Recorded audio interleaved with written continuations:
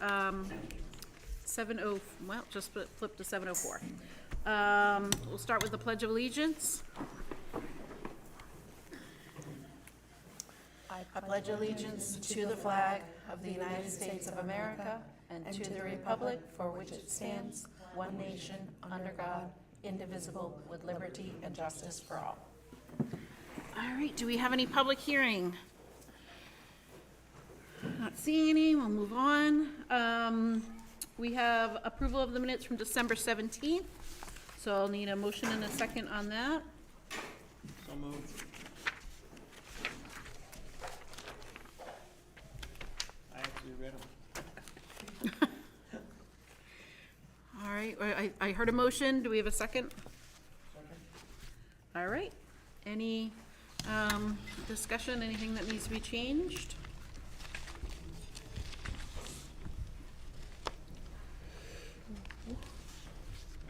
Nope, not hearing any, not seeing any. All right, all in favor, say aye. Aye. Aye. Great. Is there any noes? Any abstentions? Moving on. All right, we've got some warrants. We'll take them, we can batch them into payroll. I'm gonna have secondary be by itself, so I'll entertain suggestions other than having secondary lumped in with everything else. They may have a preference? Did you want to do payroll and then No, overall? let me clarify. I want secondary by itself. Okay. Other than that, I have no preference. I move that we approve warrant number 113 and 114 for payroll, and 1019 and 1021 for food service, and 1020. Too late in the night. As a group, I will abstain from that vote, so we'll need a motion and a second. I'll make a motion to accept secondary 1109, 1110.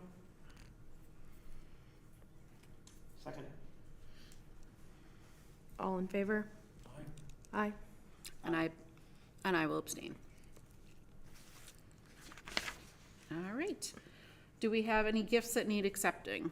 No gifts. Okay, and it looks like we have one grant, Healthy Start Award for $500. Yes, You want to just tell us what that is? it's for our food service program. Okay. So, make a motion to accept the $500 Healthy Start Award. I have a second? Second it. Okay, any other discussion? All in favor? Aye. Aye. Was that everybody? Okay. All right, Gil Montague representative. I think that was the one, Jackie was our representative for the night, and she is not available tonight.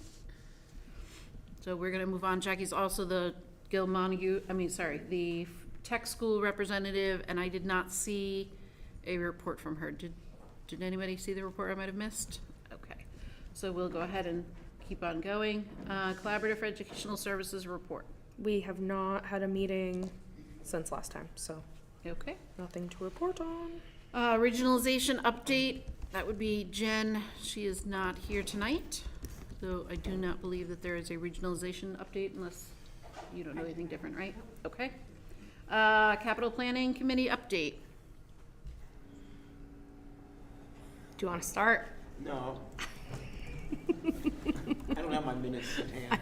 That's what I'm looking for. We can come back. Do you want to come back? Yeah, if Okay.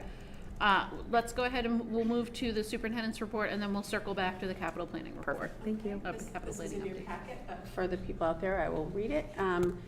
The beginning of 2025 has found a steady stream of activity in Union 28. So I've broken it down into some U28 updates and then EES updates.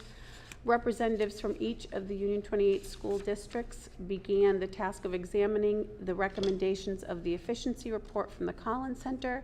The advisory group will meet monthly and will be seeking to give feedback to the superintendent regarding what practices and recommendations they feel are a priority for possible implementation. The national cybersecurity breach for the student information system PowerSchool has impacted Union 28 school districts. After initially being advised we were not impacted, our tech support personnel discovered a possible breach, which was then confirmed by PowerSchool. The extent of our breach is still in the investigative stages, and PowerSchool has offered support at the district level and will offer continued support and guidance to families or staff who they determine may have compromised information. Of note, the highest risk to data was social security numbers and medical information that is often stored in the student information system. No Union 28 school stores social security numbers or medical information in that system. So this is likely going to be a lengthy and fluid investigation, as the breach may also involve historic data as well. A little side note, I do know that we've contacted the municipalities, and there's already been a claim filed to cover whatever this may transpire to be. Union 28 will be hosting a parent caregiver workshop with Dr. Stuart Ablon on February 27th. This will be a virtual training and allow Union 28 parents to access one of the nation's leading experts in helping staff manage challenging behaviors.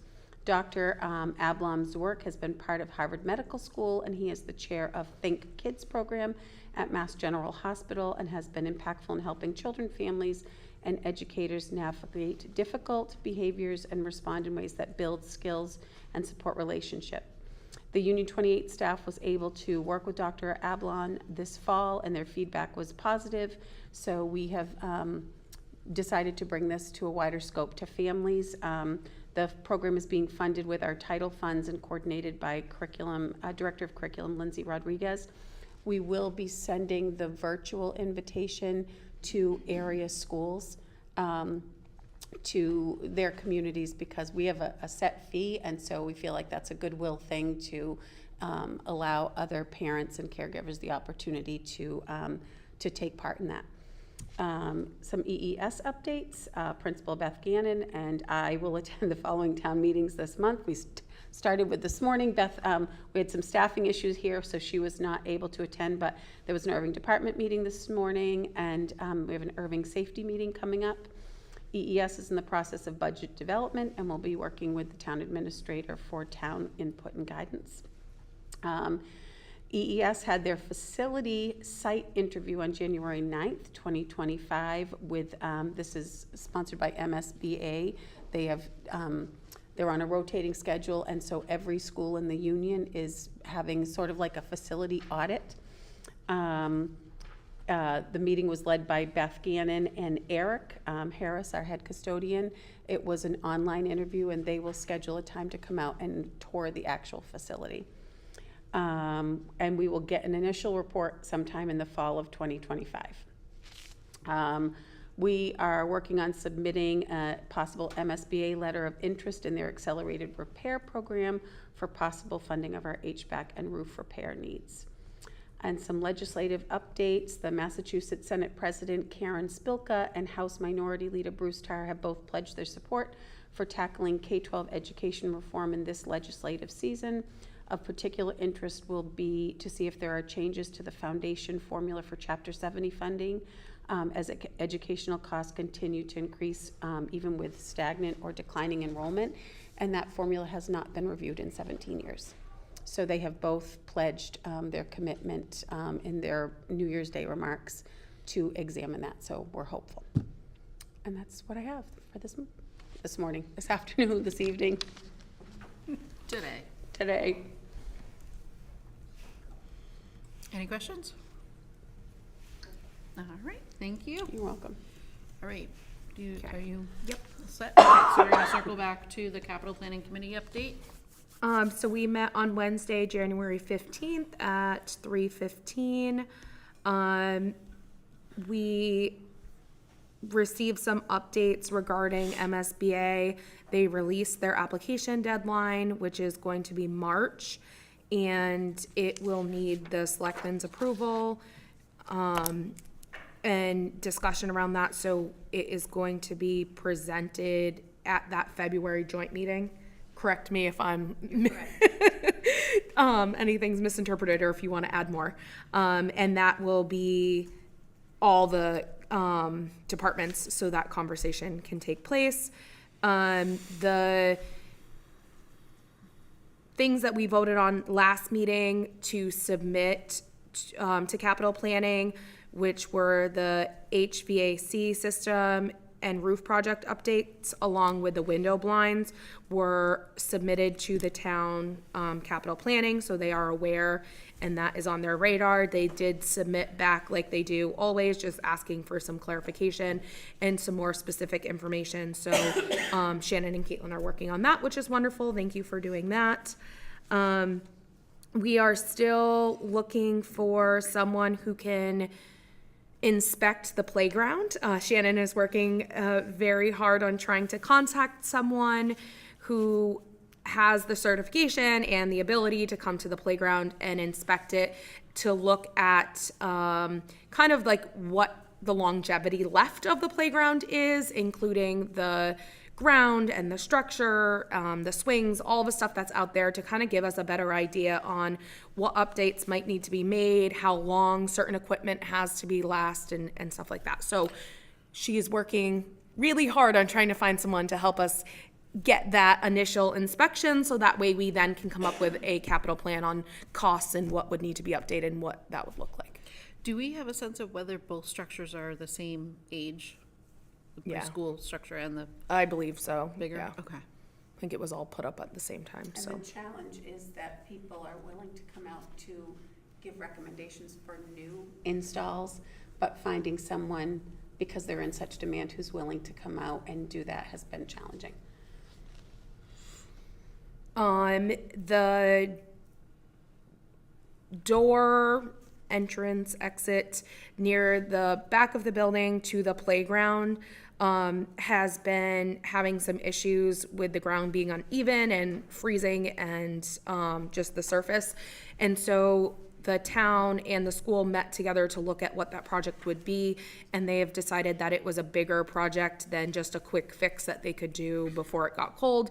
So they're putting off the project until spring, but they're still in communication, and as soon as the ground and space is available, they'll start working on that to look at what is needed to prevent the pooling of water and the unsafe ice that happens there. For now, they're just keeping an eye on it and really maintaining it to make sure that it's not a hazard. Trying to see, I think that was, and I don't know if this is on a later agenda item or to be talked about, but Principal Gannon did share that the staff have gone through the storage lockers and identified usable, keepable items, things that need to be tossed and can be tossed, items that are not owned by the town or the school that will definitely be disposed of, and they've identified broken items and surplus. And the goal is to get rid of at least one storage unit very soon. So we're very excited to hear about that. If there's anything else you want to add about that, you can. It is on our Oh, it's on our agenda. thing? Okay. Yep. Well, that was part of our meeting. Happy to have you. It is under old business. So. Okay. Perfect. And then we adjourned. It was a really quick meeting, and nothing to bring forward to vote on. So all good conversation. Great. All right. Director of Finance. So I'm going to jump right to the budgets. There are two versions that I sent to you today. The first version is just updates since the last meeting, the last time I sent them out. And the second one was with brand new information on what the impact of our new program has, and if we are receiving tuition for some of the students attending the new program, and moving some of the salary portions for the time spent in that program over to that revolving account covered by the tuition from the other students. So I labeled them as just the budget as of January 21st, and then January 21st 2.0. So I will start with actually the 2.0 version if you want to go to that one. And then if you want to hold off on moving those salaries and go back to the original, we can do so if you would like to. So the changes since the last meeting. include line 35. We're, of course, because we're just kind of starting out on our bargaining cycle, these are estimates for what the cost of living increase could be, and there were some changes there. The next one down, the line 37, oh, before that, 36. We have received indication from the state that we are in the kind of warning category of we may not be receiving Title I, that funding, because of some of the factors that go into Title I. So we already have one school in our union that does not receive Title I, does some years, does not some years.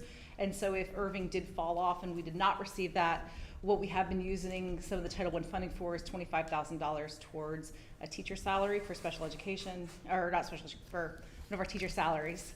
So that, if we take off that funding and move that portion of the salary to the operating budget, that line did see an increase. Can you, Shannon, speak to a little bit to what the factors are that are causing us to potentially not be considered a Title I school anymore? There's a number of factors, but a lot of it is income based on population size. So what exact factors we're not qualifying for, the state has not, they kind of give a warning.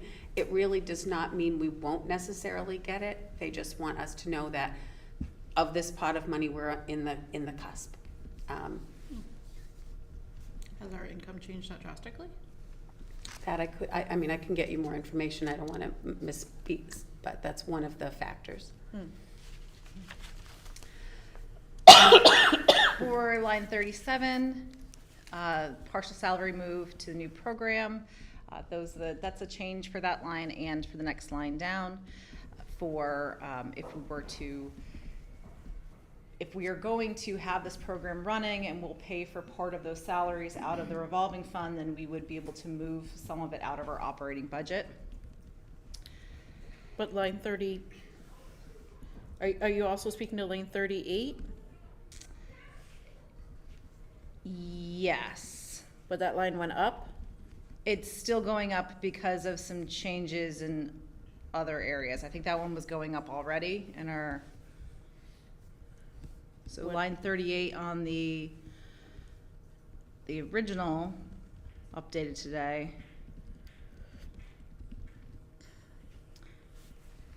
Saw an increase of 11.3%. Because what are the changes that are being made? We are spreading out, I think this one came up before then, the last meeting, spreading out the PT services evenly across the districts. And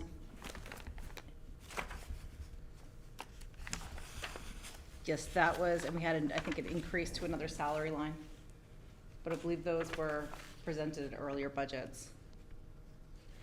I'm sorry, say the rationale again?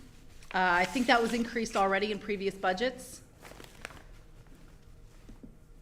And it might just be, I'd have to check exactly back to those, what the increase was. And we're also the physical therapists, we are spreading out evenly across the 4 districts. Which means what? So we have one physical therapist that services all 4 schools. Mm-hmm. So right now we have been doing it by service hours, but because those are changing frequently, we're moving towards just spreading that service across the 4 districts time-wise and financially. So we could be paying for time that they're actually not in our building because we are just taking 25% of the cost of the person?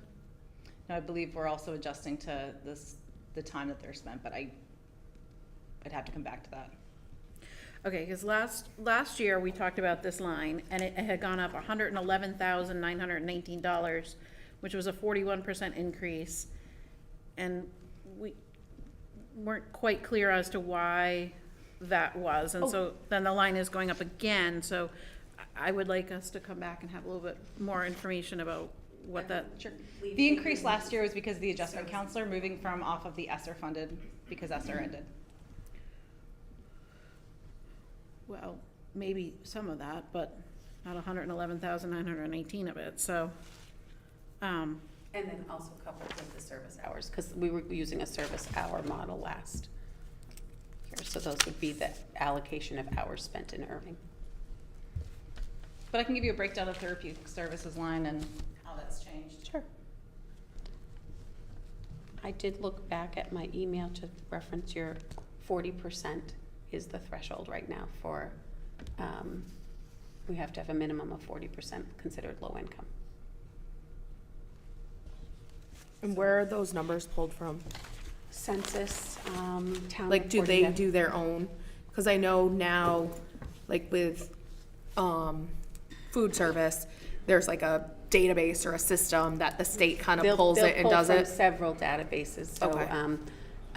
and my guess is, I don't know the number in which they tell you the threshold, but my guess is that they're probably giving you a 5% buffer on either, so my guess is we could still be at 40, but if we're right at 40 or 41, they want to give you a heads up, Right. because especially in a school as small as this,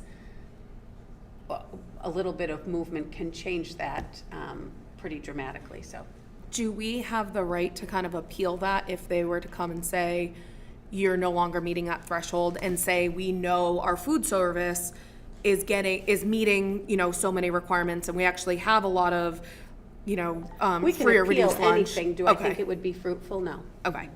Well, I just know, like, yes, you're gonna go from different databases, but if you're allowing a school to be. They have other factors as well, but that's the big, I mean, Okay. that's the meat and potatoes of it. They also look at, you know, teacher qualifications there, but it's geared at low-income, school-wide support for low income. We do have some schools, and Caitlin, you can correct me if I'm wrong, but that don't have school-wide support, but they might have targeted support for specific student populations, so that still could be another factor. Okay.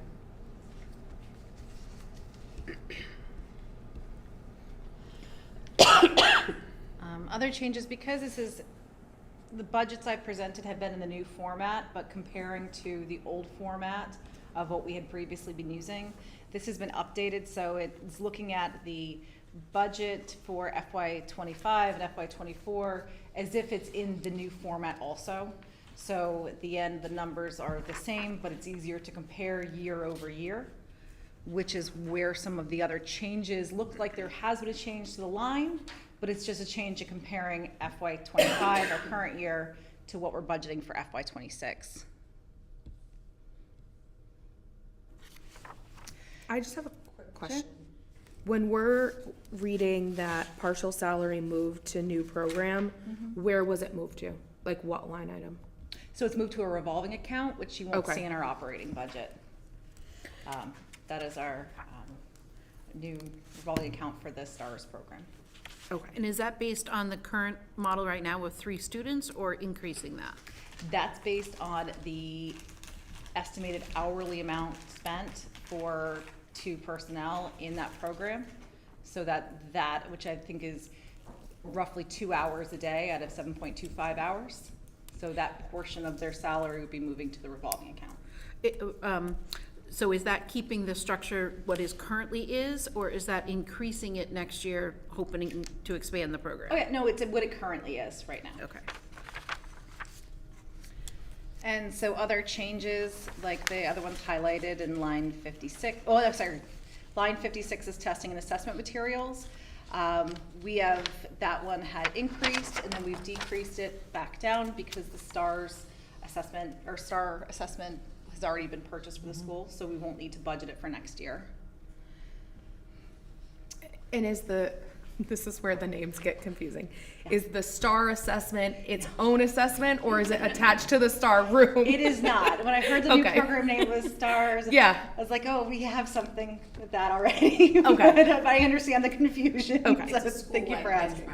Okay, that's what I was all students. assuming, but I always like to No, double I'm glad check. you asked. Okay. That's a good question. So the new program has now changed its name from Reach to STAR or Stars? Stars with an S. Stars with an S. Okay. Trying to avoid Confusion? confusion with, there is an early intervention program. Correct. That is Reach, so Correct. we're running out of acronyms. Yes, no, okay. And so, Better but sense. it, I thought you just said that you took it out, took money out because it was already in our program, but the budget is increased. Yes, we've increased that budget for, that line for assessment materials. With the anticipation of buying or needing assessment materials, or just to fluff it up? I wouldn't say fluff it up, but we've seen a lot of inflation with different products we've been purchasing, so just to accommodate some of the increases.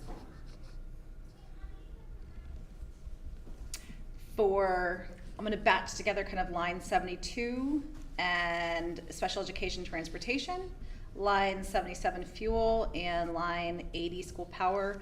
Those are lines that were previously, we had been using funding such as rural aid to pay. So in adjusting FY25's column to reflect what is just the operating budget and not grants or other funding, it appears that there, if you were to go line by line, it appears that there is a change. We're not changing the amount that is funding those lines. I just moved all of the previous budget columns into the new formatting. So those are the only changes since the November and December budgets came out, and that would, with the newest kind of figures for what will be moving to the other program, would put us at a 0.6% increase. Just, can you go back to line 72 for a minute? So the sped transportation, you're saying you're showing here a line of $20,222 because you took out the amount that the rest of it is paid for by circuit breaker, is that what you just said? I think we used circuit breaker last year for a portion of it. So in last year's, well, what's currently this year, but our FY25 budget, you would have seen it as a revenue source offsetting it, but it wasn't clear exactly where it was offsetting from. With our new format, now it's been taken away of our operating budget, town appropriations presentation, and it's moved separately to the page that says grants, or FY26 Erving Elementary and Secondary grant budget. The following page, page 6. So under circuit breaker on that page, special education transportation, for the secondary, and I think there's been some changes to, but for FY25, we had used some of the circuit breaker to cover the transportation. So that's why that line is lower than you've seen before. Sure, but it's still a bigger number than so FY25, the amount of money that it cost us to run that bus, that transportation, because it's not a bus, it was $103,240. That's what's in the budget for 2025. And so 2026, the cost of that transportation has gone up to $124,500. But we have our own bus for one of those routes. So I asked this 2 times ago, why the increase if we are taking out an entire route that we're taking care of with our own bus van, whatever you want to call it. So I think what you're asking is some of the special education transportation is moved to our secondary budget, which we're using circuit breaker for FY26. Nope, that's not what I'm asking. I understand how you split it out. What I'm asking about is the total amount. It's still, whether we use circuit breaker, whether we use town funds, it's still costing us $124,500. That is the amount that we are paying, correct? That we are budgeting to pay for this service.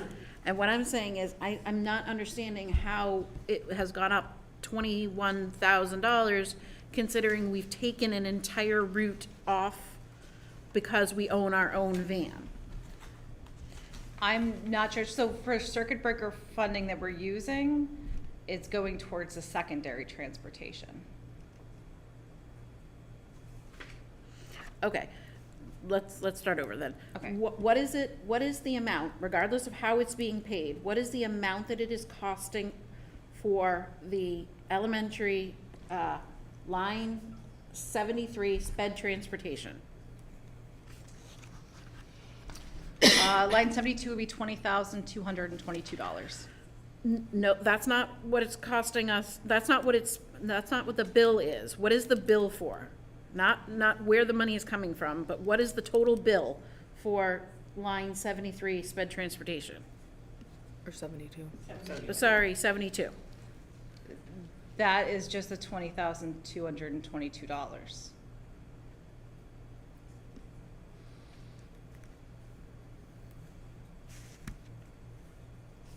Okay, I feel like we're miscommunicating.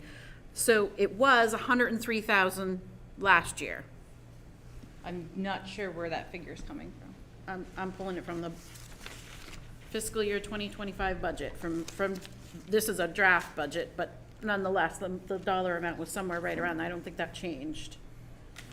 So last year's sped transportation line 73 was, 72, 73, I was correct, was $103,240. That's what was budgeted, right?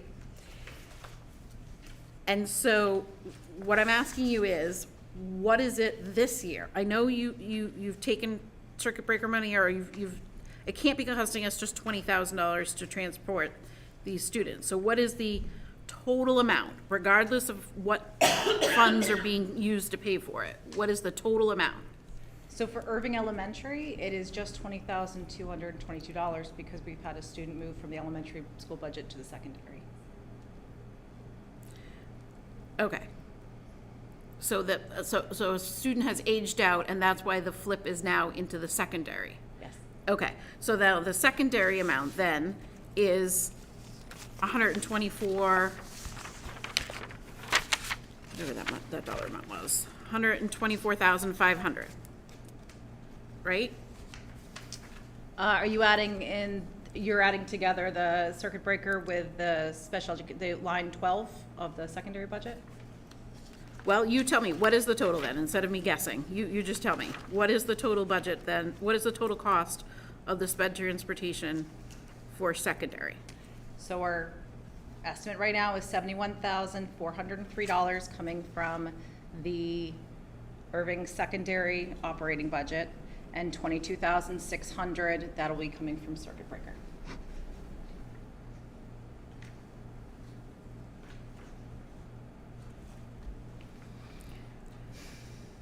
Okay, I will email you my question, because we were kind of going around in a circle, so I will come back to it and I'll email you.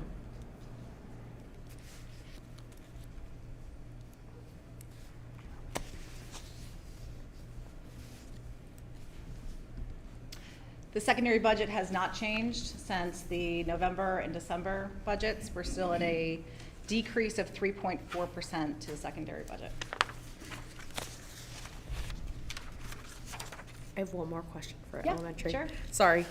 Line 38, under therapeutic services, is that still budgeting for a school psychologist, hoping that we find someone?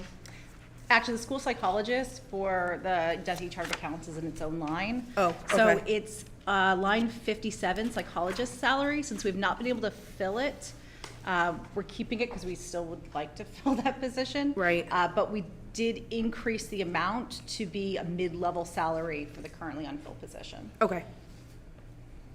Thank you.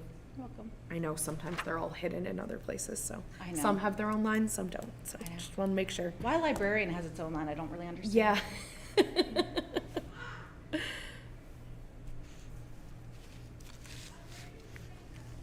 I ask, I appreciate your attention to detail that I don't yet have enough experience on, comparing last year and whatever. I'm working on it.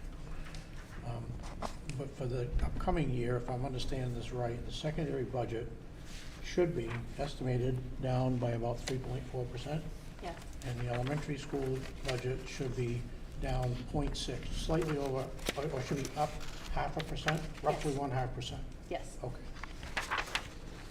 And if we can look at the grants page if you'd like to compare this year to what we're kind of anticipating for next year. Circuit breaker, we would like to kind of increase what we're budgeting to $124,500 for out-of-district tuition for secondary and transportation for secondary. We'd be using a good chunk of that, and special education contracted services at the elementary level.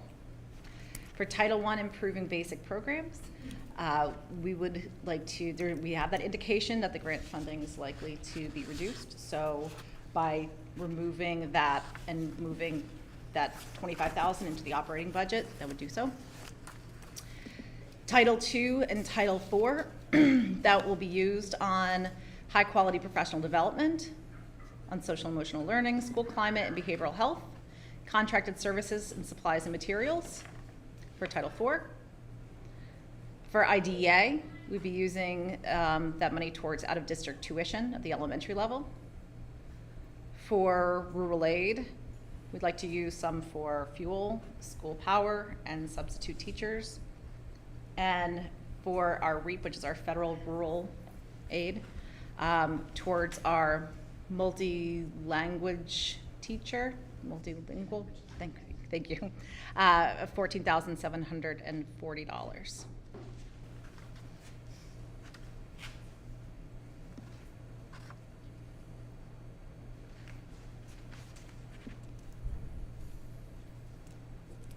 And are some of these just estimates at this point? Yeah, Okay. we don't really get firm numbers until the fall of the year that we're already have budgeted for, Okay. you know, almost a year before, which is kind of crazy. For rural aid, we're in the priority 2 grouping, so actually our other 3 districts are in priority 1, and theirs we learned, you know, 3-4 weeks ago that it would actually be reduced from what they told us, you know, the month before. So all of the numbers for grants are usually, we don't get firm numbers until we're in the year that we've already budgeted for. Okay. And so that's why, another reason why we've kind of moved them outside of our operating budget, so that as fluctuations happen, it doesn't affect our operating budget. Makes sense.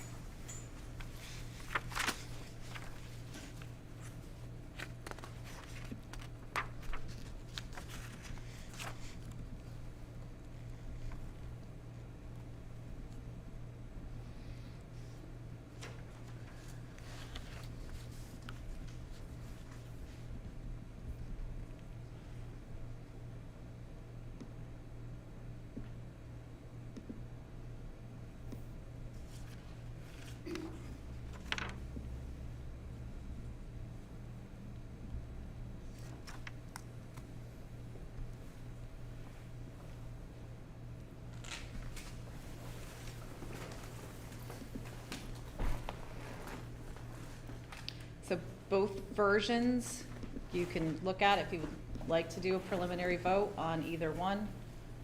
We can do that at this meeting. I know that we do have the meeting with the town select board and finance committee. That, do we also have a meeting that right before that meeting with the school committee? I know we have in the past. Do you know? if We one have, scheduled? our February is, we did change the date. Is it after? Okay. Wait. what But did you say it sometimes we was? have the 25th. Oh, but 25th, okay, yes. Sometimes at those all department meetings, school committee meets with selectmen like beforehand. Mhm. And so I think that's what she's asking, is if there is a plan to have a meeting I beforehand. do not believe that there's a plan to do that at the moment. I have not heard that that's the plan. So that's the information I have right now. So you can vote, do a preliminary vote tonight. If you did have a meeting, you could do one before then. It is nice to have a preliminary voted budget entering into that meeting, which is, I think, on the 10th. But that's entirely up to you. And so just remind us one more time why the difference of the town appropriations between the two amount remaining for town appropriations and the one version versus the other, versus the 2.0 version? Yep. So the first version is without moving those partial salaries over to the revolving account. Okay. So that's why it was, what, 1.8? 1.8. Yep. With moving them, then that gets reduced. So since this is relatively new information, I provided both, so you'd have, you know, if you needed some more time to ask questions about it or to review one to the other, you'd have some time. Mm-hmm. Gotcha. Oh, I am freezing. Yeah, same.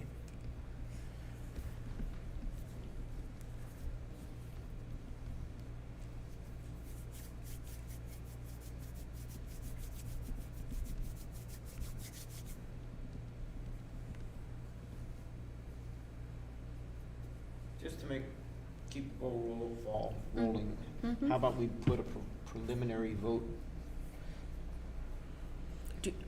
On which version? 2.0. Okay.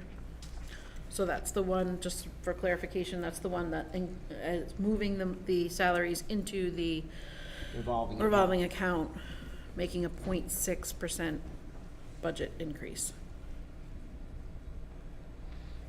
I know there was discussion around looking through some of the lines that were somewhat like, I don't want to say over budgeted, but kind of just like a number there to feel like we were in a good spot. Were those looked through to see like, does this make sense? Do we still need this as high? Can we take it down a little bit? Like, I know I didn't have time from when we got this to last time to just compare it, so I'll ask that openly, but then I'll kind of do some digging and compare them after tonight too. Yeah, I think that it's a good question with some of our, you know, especially some of our supplies, assessment tools, like those lines.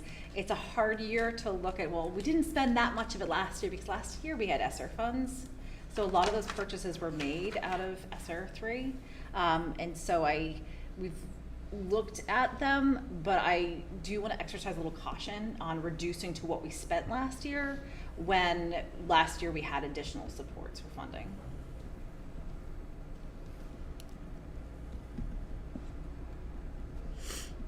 All right, so we have a motion on the table. We need a second to move forward with it.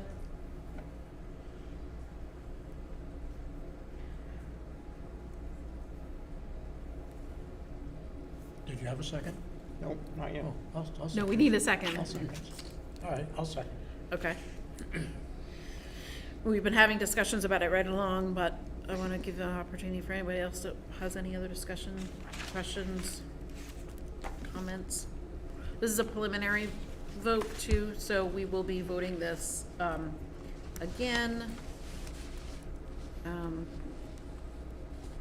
certainly if something changes, it's not set in stone. Yeah, I think the only other thing that we've brought up is just some of our like leases and contracts, like, yes, we probably can't do anything about them this year or next year, but like, is that something that we have flexibility in or other options moving forward? I think that was like the only other thing that we were looking at, some of these like high increases on items that we either don't own or that we're not sure how many times they're serviced or those kind of things. So I'll just flag that. I know I would love to have maybe the storage unit gone, the storage container. Yeah. She's on that. She's on that. That would, you know, help that line a little bit. But so you may see some small changes, you know, in the next month before the next meeting or until then. But a preliminary vote is just to kind of have something, you know, here's the budget we're bringing forward to the town, and adjustments could be made. Could I ask as part of the discussion that there be further communication between you and the chair to more, to better clarify or understand the change in the special education transportation line compared to last year? 'Cause again, I don't know enough about last year to comment much, but I see there's some question there. Sure. If we're voting on this as preliminary, but that's along with the understanding there's further communication to clarify that. absolutely. Yeah, I think that one and line 38, that was the other big question, is the contracted the therapeutic services. That line, I think both Caitlin and I have asked for some more information on. So, yeah, it's a preliminary vote, preliminary draft budget, but it could definitely change depending on the answers. Okay. Thank you. Okay, so we have a motion and a second. Is there any other discussion before we vote? Okay, so we're gonna vote on the draft budget labeled 2.0. And we will continue to get more information about at least those two specific line items, but if other line items come up as we move through this process, we certainly can ask about them and get, Can I just clarify? It's Yep. 38 and 72. Are those the lines that you're? 38, yes, and 72, yes. Okay, thank you. 72, but also Oh, nope. Hold on. related to 12, right? On secondary. Oh, yeah. Because I guess it's essentially looking at what was transferred from elementary to secondary, and then what the whole secondary cost is. So sped transportation, I think both elementary and secondary, I think is what you're saying, right? Yeah, Make sure we're saying the same thing. reiterating what you're saying, so Yep. hopefully that makes Good. sense. Yes, And so you'll need 2 votes, one for elementary, one for secondary budget. Okay. And we want to separate them anyways, Yep. because, okay. yep. So do we need a whole new motion, or? can Yeah, we- let's just, would you mind We'll just just start over. withdrawing your motion, because we're going I'll to, withdraw my motion. we're gonna phrase it slightly differently, in that we're voting for elementary, and then we'll vote for secondary. Off, if you so choose, the draft 2.0, but we'll vote them separately. So I move off using draft 2.0 elementary. I move the preliminary vote on that budget. Okay. You want to second it? I'll second that.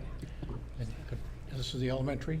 Just the elementary. Okay, could I just mention for, just a clarification Yeah. for, last time we were here, Mark said there were 150 people watching us. I hope there's 200. Just for clarification, the proposed, the preliminary Yeah, shows approximately out of $3,789,431 budget. The proposed increase is about $22,351, about a little bit more than 0.5%.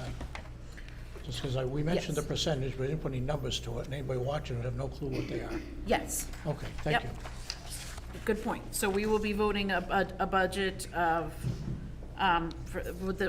for the town appropriations of $3,811,782. Correct. Everybody agree on that? That's the number? Okay. Good point, Dan. Thanks for saying that. Okay, so knowing that, we have a motion and a second. Any other discussion? Nope. All right, all in favor? Aye. Is there any abstentions?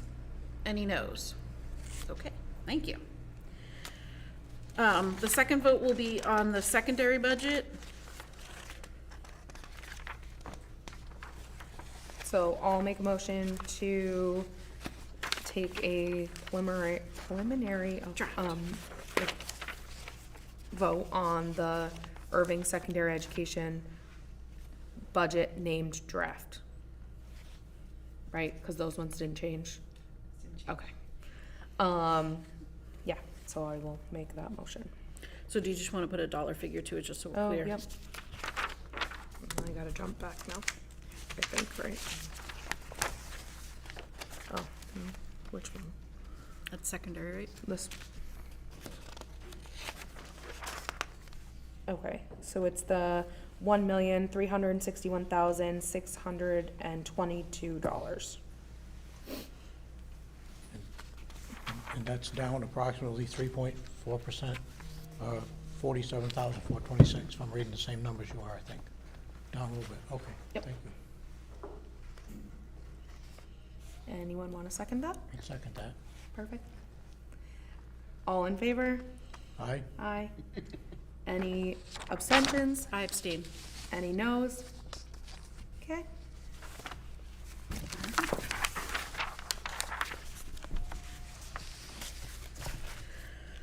Okay.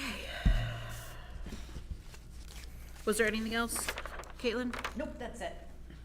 All right, on to the principal's report. Okay, Welcome, thank you. welcome back. Yes, unfortunately, my computer has died, so thankfully Shannon was able to access. So we're gonna get started. I have added enrollment as one of my talking points and continue with school council. And then I have the grant update as well as our community partnership update. The enrollment, we have welcomed 3 new students this month, 2 into our STARS program and 1 into our 5th grade. So we are now at 112 students altogether. It's been really exciting. Our 5th grade student joined us, and she is a absolutely wonderful girl. I am so excited. She's a great fit for our wonderful 5th grade to begin with. And our 3 students in STARS have been just really, I've been so enjoying it. I go in regularly and they do breakfast together, they sit and have lunch, we have morning meetings, and it's really been a very interesting experience to be able to be there with them. So I really have enjoyed that tremendously. I know that a lot of people in the building have put a tremendous amount of work into getting that program operational and day in and day out make that as successful as possible, which is actually part of why they changed the name. They really felt as though they wanted to own that and didn't want to have to differentiate between the original program that's a preschool. So we're very excited about that. We had our first school council meeting on the 9th, and we created our finalized schedule for the remainder of the meetings. We've decided collectively that they will be on Mondays at 3:30, and those are the 4 dates that they have selected at this time. At the time of the meeting, they wanted to hold off on scheduling a June meeting until later in the year, before making a decision about June, and if we would need a meeting then, or when we might need a meeting then. We began looking at the student handbook, and everybody was given a copy of the draft handbook. Our goal was to make sure that it was as well edited and informative as possible so that we could put it in front of all of you for a vote. I did explain that the bulk of what is in the handbook are policies you have already pre-approved, and that it is just, there are a sampling of smaller items that we're trying to add. And so that was something that we're going to spend the next month until the February 3rd meeting going over, and we're going to be discussing it during that February 3rd meeting. And we spent a great deal of time talking about, or at least a solid amount of time talking about the responsibilities of the school site council related to budget and reviewing line items, and then certainly making recommendations around proposals for new budgets coming in. And so we wanted to make sure that everyone in the room had a clear understanding of how important their role was in how we make recommendations to use funding within the school. Have you talked at all about the school improvement plan? So we did not get to that night. To be fair, we had a lot going on with scheduling the meetings and getting to the first 2 items. And we were also missing 2 members who had gotten ill earlier in the day. So we decided to push that off until the February date. So, our Mass Cultural Grant, this is item number 2. We did have our artist in residence in Cynthia Fisher from January 6th through 10th. And we could see some photographs here of the kids, the older students, and the grades 4, 5, and 6 were able to do some cutting of tiles. All of our students, including our pre-K, were able to place tiles, and based off of the artist renderings that they created themselves. Next slide. The art has been fully grouted and installed. It is right outside on the front wall, and you can stop by and see it. And we will have an official unveiling of this during our spring art show that we'll have all the families at, but it is focused on local nature, animals that kids could encounter during hiking out in the woods in our local area. So we're very excited about that. Our next focus was, as always, is going to be community partnerships. Delcy McAndrews and I are talking about a grant that she has gotten to have an illusionist come to perform for our students here, as well as for the senior center members. And that will be on Thursday, May 29th at 1:30. It will be in our gym. We are also, which is not referenced up there, we are still working on dates for the March visits to the senior center, where we're going to be working with some of the different people around a craft activity. I think we're trying to target some pot holders and quilting as a skill. And there are some quilters in the community who may be able to assist us with that. And so we're looking to get that set up. And then as of 4:30 this afternoon, I met with Officer Garvey to confirm his first session with the grades 5 and 6 students for DARE will be on February 11th. That's going to be an orientation day, just an opportunity for him to get familiar with the students, for them to ask him questions about who he is, and for them to get comfortable with him. And then the first Tuesday after vacation, we will begin. We'll do 8 consecutive weeks of DARE programming on Tuesdays from 10 to 11 and 11 to 12 with respective classes. And then we'll have April vacation and then 2 final sessions right after April vacation. And so we should wrap up around May 6th.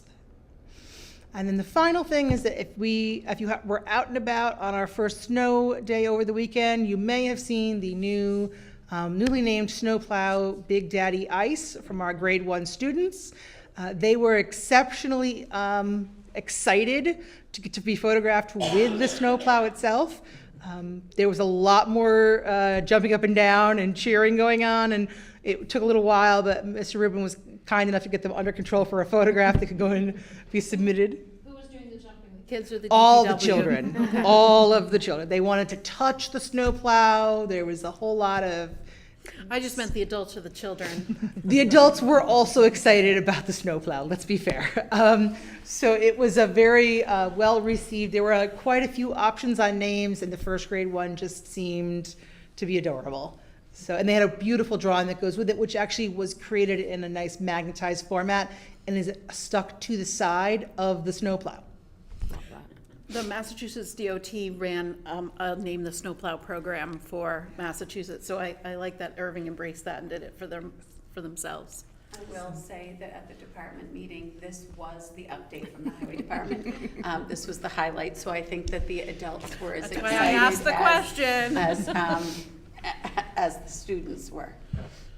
And the name was a big hit with the adults there too, I'm just gonna say.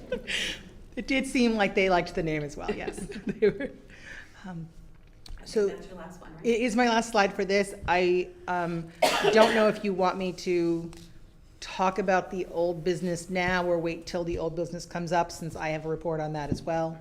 But I'll let you decide that. If you don't mind waiting, I don't mind a bit. I'm Okay. here all night. we'll just keep the agenda going. Do you mind just sharing this with us? I don't think I got a digital. Oh. It wasn't in my packet that I saw. I'm sorry. I No, will make that's okay. sure. No, I thought I had shared it in time to go to the packets, but I may not have gotten it over there, and I will make sure that that gets done. I cannot do it right now because my computer has died. Yeah, no, that's absolutely fine. But I No will- rush. I just like to have Yep. it, and then I reference it if like things come up or things change. Absolutely. So it's helpful to have. So I'll just make a note for myself to get that shared. I can share it after Beth if you want. Oh, okay. Thank you. Great. Do we have any questions? Any more questions? No, All all right. great. Thank you.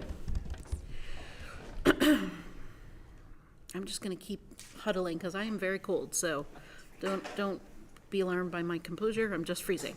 I've been cold all day. It's just the way it is. Continuing. So up to the report of the Teachers Association. Do I go to this? Yep. A lot of people have been sick, so I have a small report. I think you may have to step a little bit closer. Step closer. Yep. Okay. Yep. I'm getting Oh, the it feels yes. weird. So the kindergartners helped plant an amaryllis to grow, and they have it in the principal's office. And they've been excited to visit daily to measure its growth with cubes. So far, it measures 20 cubes tall. The second grade scientists have been exploring the properties of various materials, and they've noticed they have the power and creativity to change properties to reach a goal or accomplish a building challenge. And from the Members Association, this is a contract negotiation year. We've met once to schedule meetings moving forward, basically, and we look forward to working together. Great. Do you have any questions? No, I've just been hearing about the growth of the plant, and one little one is assuming that it's just the sun and not water, and I was like, I think she waters it when you're not there. He's like, I don't know, I don't get that report, so. Definitely water it on a regular basis. It's grown from a starting point of only 3 cubes to 20 cubes in a very short window of time. We talked about the idea of it doubling over the weekend from 10 to 20. It was, They've also loved your cat and the readings. We've had to watch that over and over again. So the participation with the classes is very much appreciated. Great, thanks. Yeah. Oh, yep, yep. Just go now. So certainly some of the things that you folks are looking forward to, and we are too, is bringing back events that we used to have and things we would do. It's lovely to get. Just You step can't a hear little- me? Yeah, okay. Okay. DARE. DARE is one thing that has come back. I was happy to see when I first came here 11 years ago. Then Officer Holst was happy to start that up, but we haven't had DARE in, I think, well, since pandemic. So really excited to have that back and have it in 5th grade as well. With that said, another thing that we are looking forward to doing is bringing back our annual field trip to New York City. It is a big culminating event for our 6th graders. Some of these students have been here since, they were 3 years old, and they spend 3/4 of their lives here. I say it every year at graduation. And I looked back, we haven't gone since 2019, so it'll be 6 years since we've done this, and this is a tradition that has been around for decades, since the 90s at least, I would say, possibly into the 80s. And there is a change with field trips heading out of state, and one of those changes are, it's a law that now the school committee has to approve that. Do I have that correct? You are. I mean, that's why I'm here. And so we are very much looking forward to going back there and, need your official approval to leave the state lines to do that again. And really exciting. I know Mackenzie, 2 of her kids went.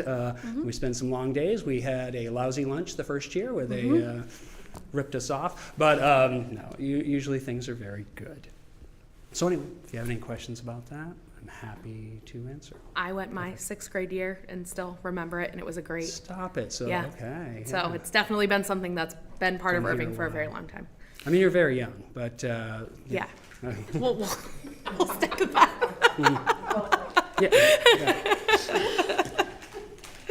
Do you have a plan yet for the trip? Well, it'll change a little bit in that we had typically gone and done a show at night, and the very long days, and that does add to the expense. So I think we're looking to do a different day where we can do a matinee. I think, so to shorten things up, even still going to a matinee, 2 o'clock, I think is what I've seen for a few of them. They'll go until 5, then it's 3 hours back. I mean, we'll probably still get home at 8, 9 o'clock. So hope to get to a museum, maybe Natural History Museum, and then a show on Broadway and see Times Square and all that good stuff. Go to the M&M store and the Hershey store. Always a big, exciting place to visit for 6th grade students too. So you're saying you need a vote from us these days? We do, to cross state lines. If we were going to Brattleboro or somewhere, we would also need that permission. So it's something new that started a few years back. Who So wants to make the motion? we can put it on the agenda for next time, because it wasn't on our right. agenda for this time as a vote. But that's why I asked if you were ready. Yeah, I will say it's a lot to pull together, and I mean, luckily we use a travel agency, but so that would put us back another month. I don't think there's an issue with us voting for it, it's just procedurally, it wasn't Yeah, on the agenda, you so can't- we have to. So I will move ahead and start to try to Move forward. So we Put can move things forward and together. put it on our February Excellent. agenda. Is there any other support or assistance in setting anything up that you guys are going to need from the school committee? Yeah, no, I don't think so. No, thank you for asking. Oh, you can go. I was just curious, if we have a spot under here of new business, is that not something we might consider? No? It, only because we vote on it, it's a Okay. little bit finicky that you have to have it on the agenda because there's a vote to it. If it was just a discussion or something we wanted to bring up, but we get it to a little bit of a Okay. issue when it's a vote that has to be taken. Will there be any, it doesn't sound like there's gonna be a lot of opposition, right? It does not So sound that way. does that hold up your timeline at all? I don't think so, hearing that things, it's more procedural. So I will, start to reach out to parents and see, because we fell off. I didn't want to, last year anyway. We were excited about some trips and then things had to change and, yeah. So no, I don't think so. I'll start to get some So it feedback. seems like in a month, a reasonable, that you could have a rough itinerary. I that hope, they can yeah, vote on. I hope so. Perfect. Yeah. I would also think so. Exciting. I would also say keep us updated, and if for some reason we needed to pull a special meeting just to vote, we would just need to post it, have that Yeah. quick discussion and vote and then make it happen. So if the admin felt like, I don't want to make plans or commitments before school committee officially votes on it, please let us know so that we can make arrangements and make that happen. And you are all together on the 10th? Yep. If it held up something, you are, Yep. without changing schedules. Okay, appreciate it. All right, Exciting. thank you. Beth, do you know of any other, because out of state, anywhere out of state, any other trips? Sometimes kids, there is a field trip in the spring to a farm in Vermont or New Hampshire, I think it is. Do we know anything more? So I don't have any right now, but I will certainly, what I will do is, if we could list the February line item as out-of-state field trips as a general item, I'll make sure to get you within the next week if there's anything else. Right now, I know fifth grade is going to be local. They're going to stay within the state for their field trip. Currently, third and fourth are going to a couple of plays that are, again, local. So I'm not sure which grade went to the farm, but I'd have to try to find out who that was and then get back to you as quickly as I could. Okay. So, Can we make a note to make sure that's added to the next? Okay, thank you. Just don't want it missed.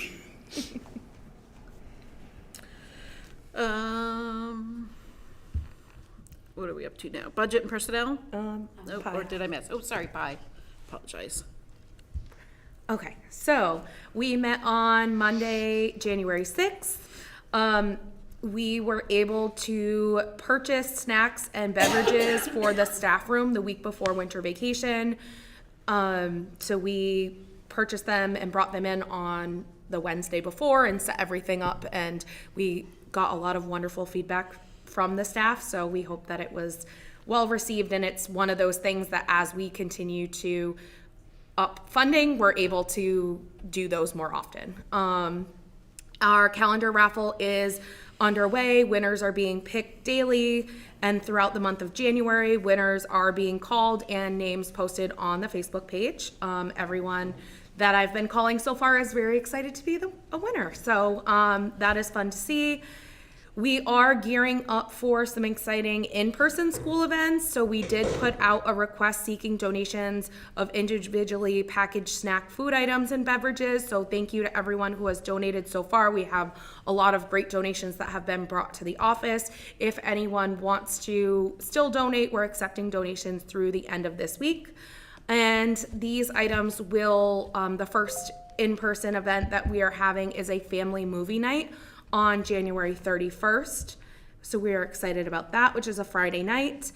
We also have the apparel store that is open year round, but we just added new items, and now you can even get your apparel in different colors. So before we were only offering it in like Erving Elementary School colors, but now you can order it in all different colors with the Erving Elementary School logo.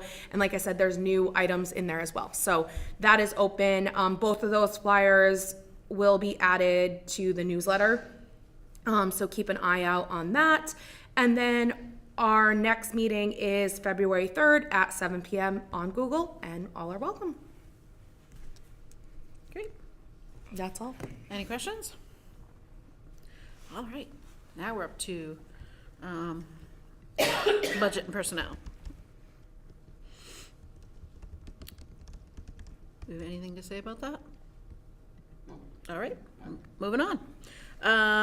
Joint Supervisory Committee meeting. Let's see. Mark, do you want to talk about that?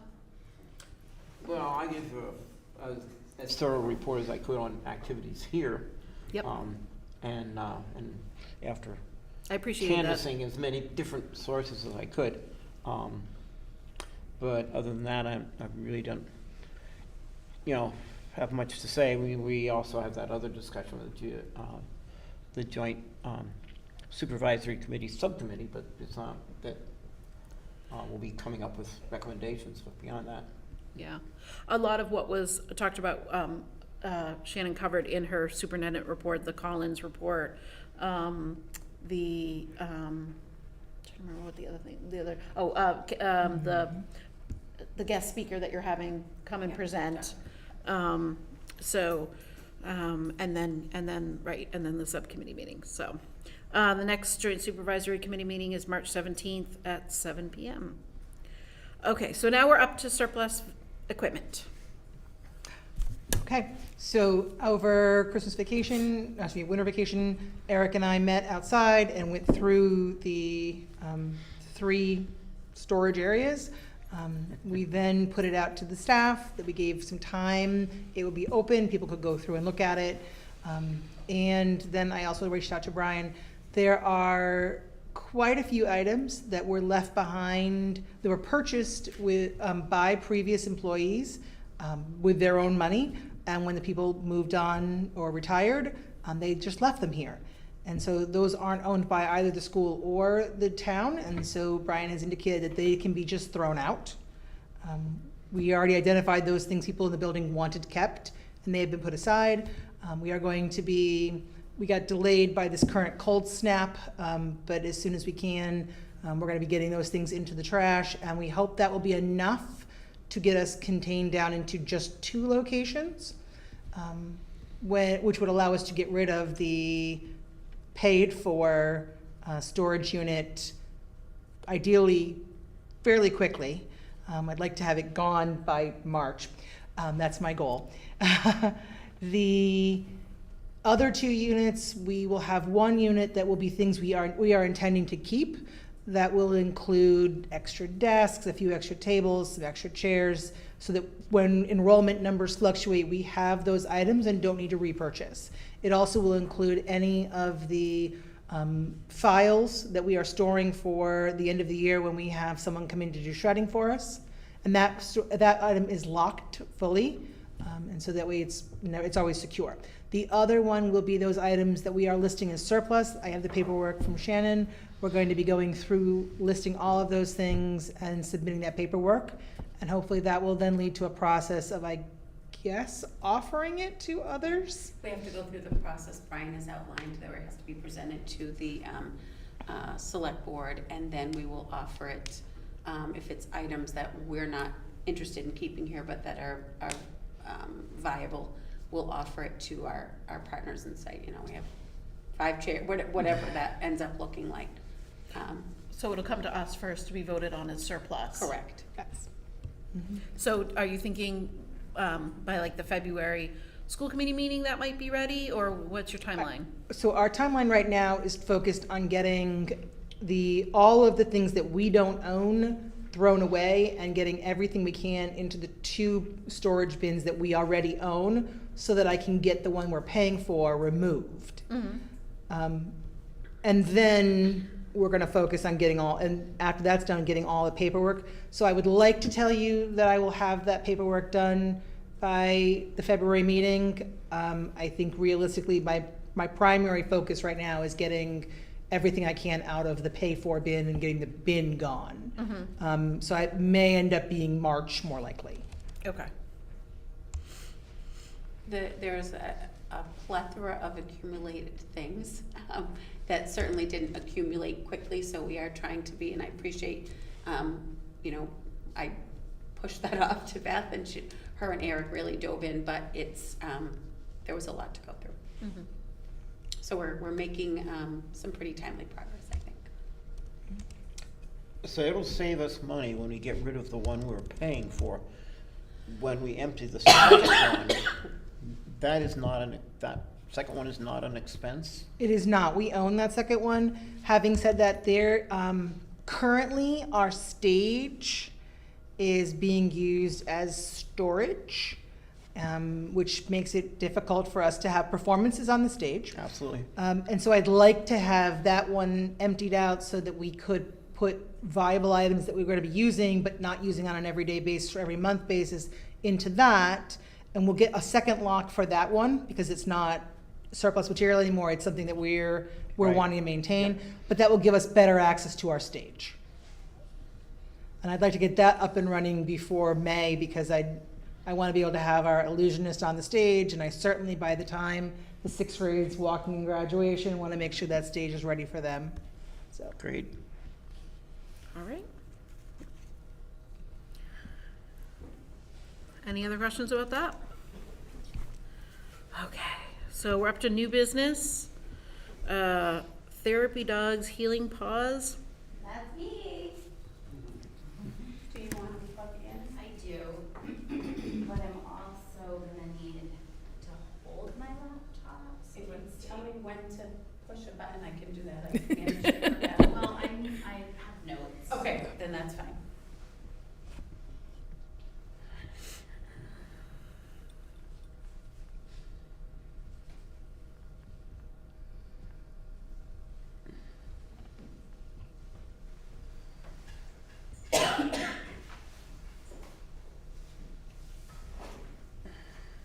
Do you want, I was gonna say, do you want that moved? Is it okay if I move this thing? All right. Thank you.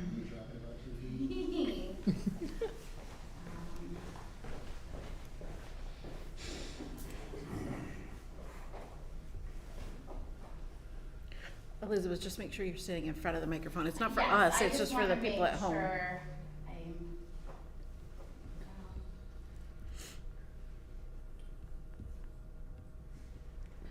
Don't want the noise. Here, okay, all right, hold on. Right? There we go. Looks pretty good. Okay. So I'm here tonight to talk about having a therapy dog join Erving Elementary School. I've been thinking about this for about a year now. And so I've titled my presentation, Therapy Dogs, Healing Paws, Unleashing Endless Benefits for Hearts and Minds. My dad would love the pun there. Oh, So, if it's not responding, here we go. Okay. Okay, so one of the biggest reasons why I feel this would be beneficial, there's a lot of research that shows having animals around reduces stress, and that interacting with dogs lowers our cortisol levels, which is the stress hormone, and it increases oxytocin, which helps people feel more relaxed and connected. There's research that improved focus is another benefit, and that dogs can motivate students to participate and focus in classrooms. A therapy dog can provide grounding and sensory input that helps regulate emotions and supports student stamina, and this leads to better learning. Relieving anxiety. Therapy dogs have been proven to reduce tension and worry. Their non-judgmental nature can help children open up about their feelings or their experiences. Building social skills and empathy. So interacting with a therapy dog can help students develop empathy, kindness, and patience.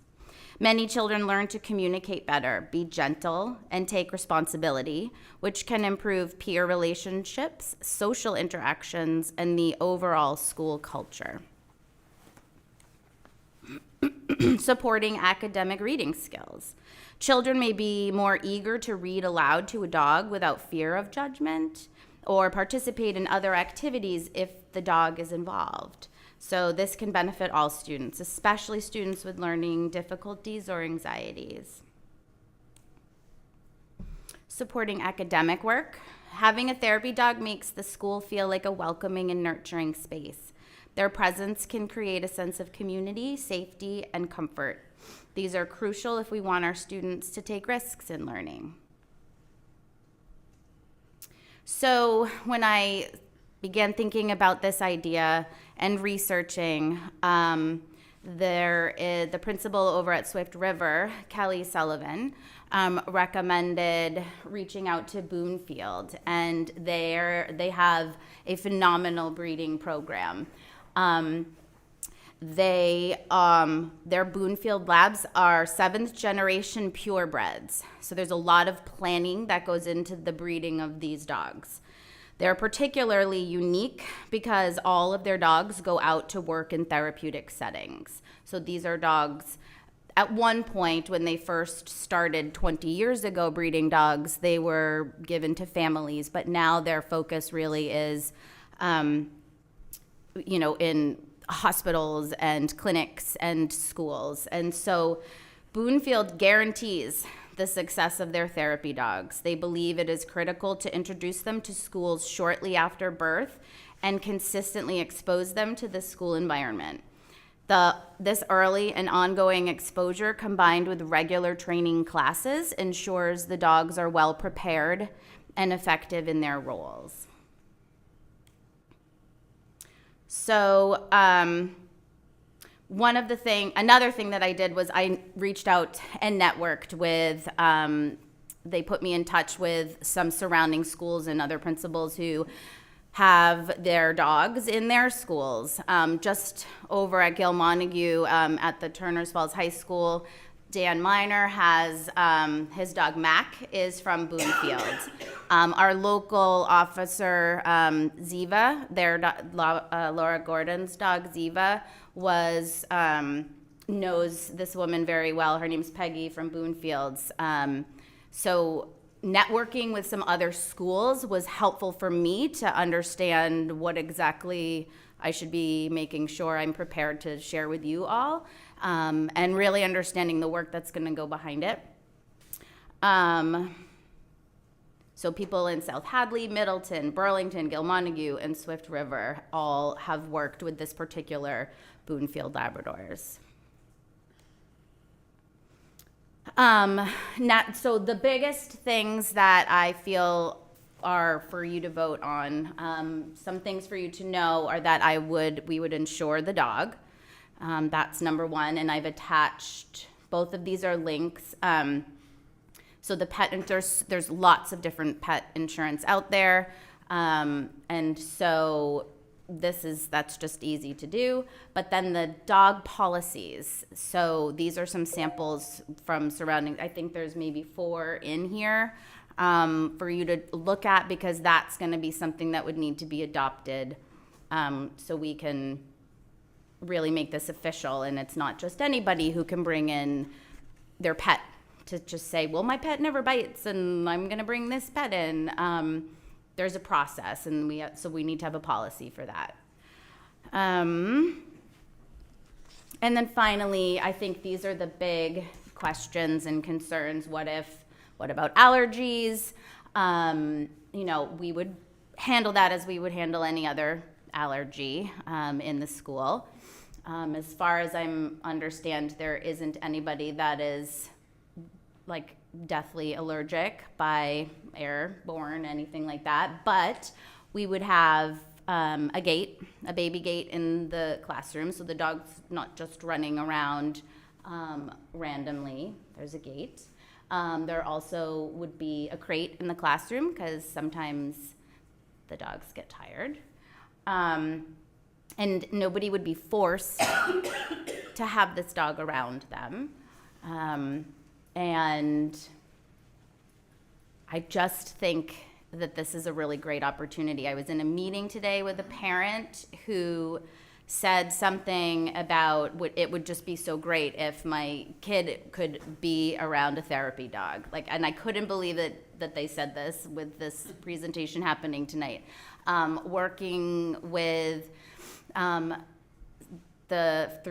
Eileen Naughton, who comes in to provide some counseling for children in the school. She has done a lot with training other animals as well.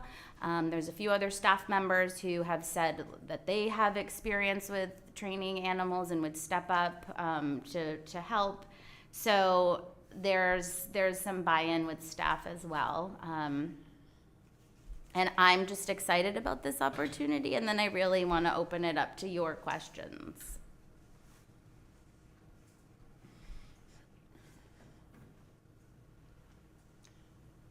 Well, I've been around a couple of schools where there were dogs that were in a classroom for, I don't want to call it just therapy dogs, I want to say for instructional support or for emotional support. And in all cases, they've been successful. So I want to encourage you. And so that's part of it. What support do you need? What approval do you need to move forward? I understand what I got the I impression think that you're saying. we need your permission to move forward with that. As I read the policy that we have on animals, all you need to do is get the principal's approval to have an animal in the school. But I can see the additional comfort, or that, a more explicit permission from the school committee would be good. I read through the policy a number of times, and there's a specific reference to I assume, State of Massachusetts Department of Health policy on animals in the classroom, or something to that There's effect. a few policies. Do you remember which one it was? It doesn't matter. Okay. Because no matter how hard I tried, that document doesn't seem to exist. Or it maybe the links to it are forbidden to normal mortals. Or maybe it's just, it's a PDF, and so maybe No, I don't know. it's referenced in the policy manuals of about 6 other towns, and it's Health Services, Department of Public Health publication, quote, guidelines for animals in schools or on school grounds, unquote. And as I say, as far as I can tell, it doesn't exist. So I won't ask you to look it up and see how it fits. Nice, thanks. But so anyway, as I say, the only question I will make, and this goes back to one experience I've had, a teacher had a very effective, trying to think if it was a beagle or not, but anyway, dog worked very well in her classroom. It was in a smaller special education setting, and I don't think the administration and the rest of the staff made adequate accommodations for the animal at certain times of day. And just want to say that the carpet at that end of the hall had quite a few stains in it. And I would just appreciate if you could make sure that the staff as a whole and the other people who work with you, you have accommodations for the animal. Because, they're not in a cage, and they have needs. And hopefully they won't bark as loud as mine does when it wants to go out. So when I went to this, when I went to the farm, there were 25 labs there, and the owners weren't back yet. They had taken some of the new puppies to go to their grandchildren's, one of their kids' baseball games or something like that. And so I was just sort of waiting, and all of these dogs came up, all different ages, came up. They were in their little pen area and just sat. Like, none of them. They maybe barked once or twice to say hello, and then they just sat there wagging their little, like, their temperament was incredible, really impressive. So I feel I don't want a dog that barks either in my house or during the school day. So that would be something, consistent training. You can work on that. And they are really careful how they breed these dogs. So they think about all of those things. Most of the labs I've run into are really, really good dogs. Are there legalities that we need to check through the lawyer to protect you and to protect the program? So I reached out to MASC to see when Elizabeth brought this. I want to say she's done a lot of research. I think that's evident. One of the first things I said is you need to, we talked about reaching out to staff. So she has those support people who, if the dog has a need, and the staff was overwhelmingly supportive of it. Even those who are not dog lovers necessarily, they see the benefit of it. So I do think she will have a lot of support in implementing this if you choose to grant her permission.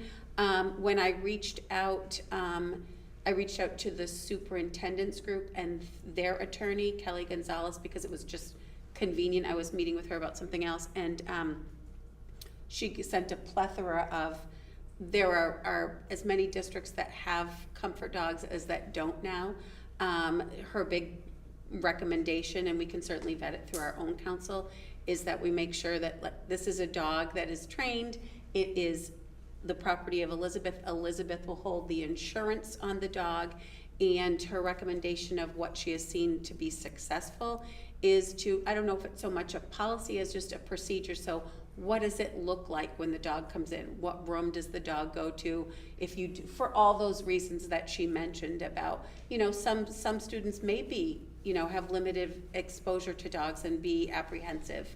And so having those clear guidelines about how the dog will be introduced.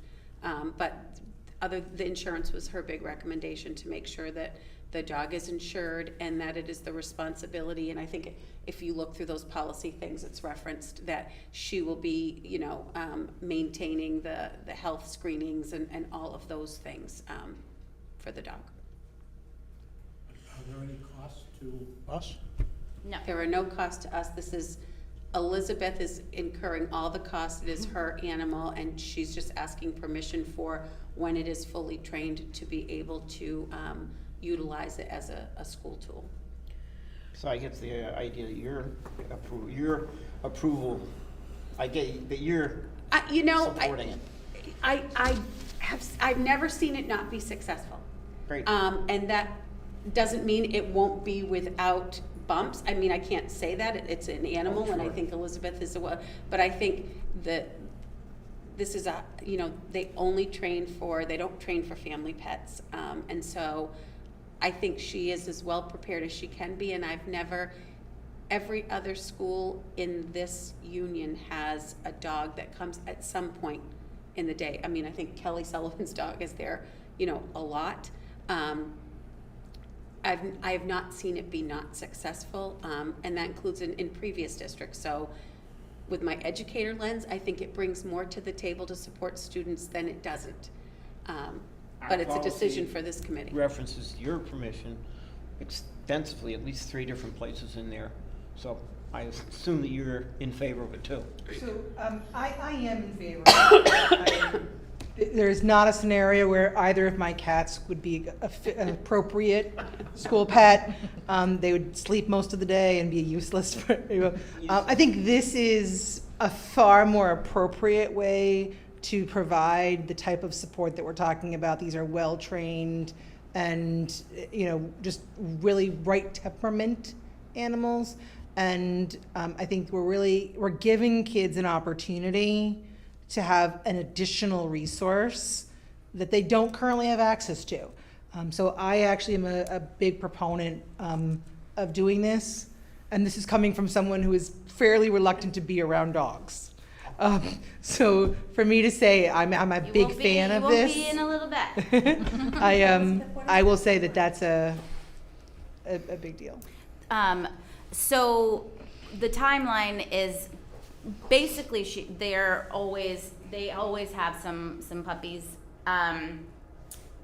This is my next step. So I once I get the nod from you, then I reach back out and then we go from there to see, are there still puppies available right now in this last litter, and whatnot. And then I can certainly keep you in the loop.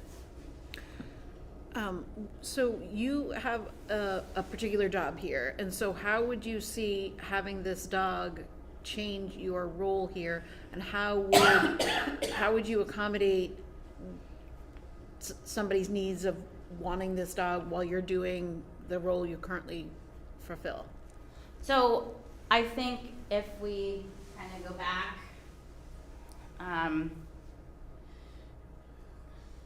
these are all the things that are going to add meaning to my job, my current job.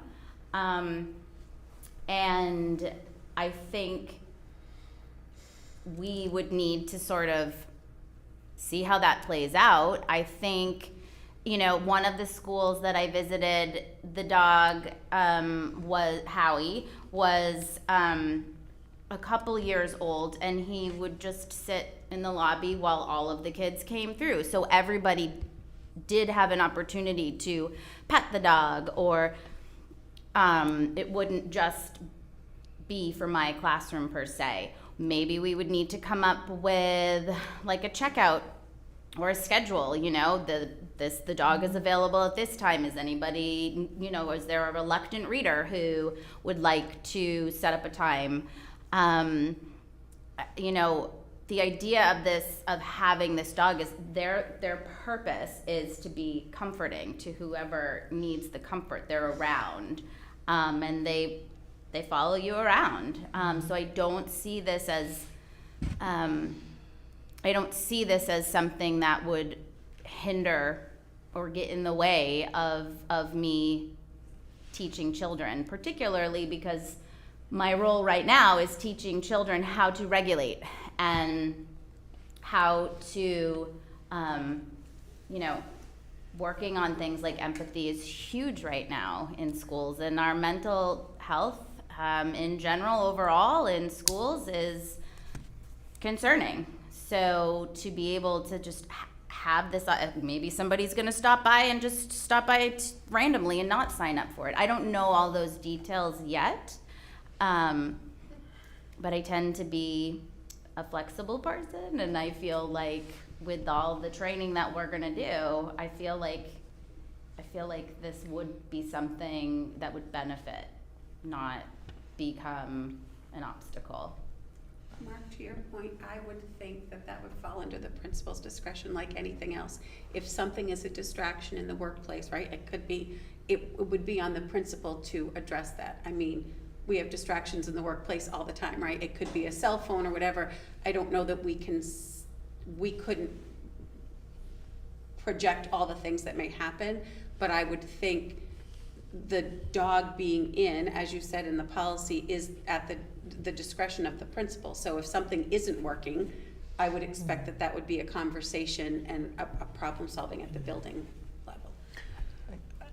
I appreciate that, but, and I agree, but I guess my experience has been that people who have the therapy dogs are the school counselor or the principal or somebody not attached to a particular classroom group of people, so that they're able to move about and adjust needs and have a little bit more flexibility in their schedule.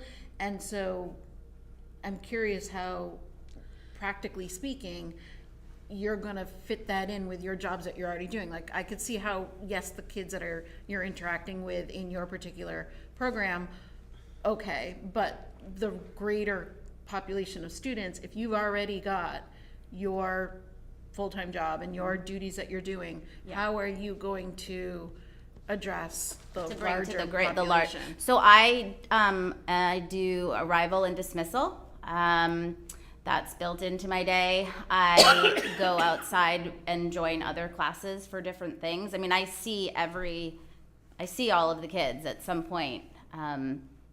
I would say throughout the week, but so there are. Yeah, I mean. Yeah, I don't know. I mean, somebody else might decide. Maybe Beth is gonna just say, "I want the dog for the morning." You know, but maybe not Beth. But there are a number, you indicated, and my understanding is that there are a number of staff who are very excited about this opportunity, and they could be the ones who are, kind of tag teaming with Elizabeth and saying, I'm gonna take the dog now and go to the well and work with these students on it. So I think as a part of why I support this is because I see the value in it, but a bigger part of why I support it is that I know that the staff feels that they are largely in favor of it based on what the information Elizabeth has given me and based on conversations I've had. And so when you have a lot of people who seem very committed to this idea and the benefits it can have, I think that we will have more people who are willing to say, okay, you know what, if you don't mind, I'd like to borrow the dog for a half an hour. We're gonna take a walk outside I'll use the kindergarten as an example. They go outside on Wednesdays to the classroom in the woods, and they can bring the dog with them. It's an opportunity for them to utilize that. It maybe the first time Elizabeth is bringing her students with them, but it also might be a thing where they're taking the dog for a walk with them. So there's just some opportunities. I think that as a collective staff, we can all contribute to this. And eventually, over time, I might get in there and take the dog someplace. Since again, my cats are busy napping all day, so they're not gonna help So I guess much. with that, though, what would raise a concern is that, like, after looking at their website and stuff, they're very much about the dog and the dog handler as a team that is individually certified and trained through that National Alliance of Therapy dog organization, which, unless we get other staff trained, that could then become, the way I'm reading it or interpreting it, like a liability. Like, we can't just pass the dog off. Like, I'm reading it as when they have a handler, that handler is the one in charge of that dog and oversees that dog at that whole time. And so you can't just pass the dog off to different staff members hoping that they can That's meet part that of schedule. the training, is to say, like, okay, so here we go. Like, your signal might be to move your hands back and forth, and they know I'm their owner, their master, and I'm leaving, but that signal to them, they've been trained to know, okay, my job right now is to be with this human. Not everybody needs to be trained to be the handler. There's one handler. That's confusing for the dog to have multiple handlers. So I think maybe, I think you might, I see how you're interpreting it like that, but that's not how I interpret it.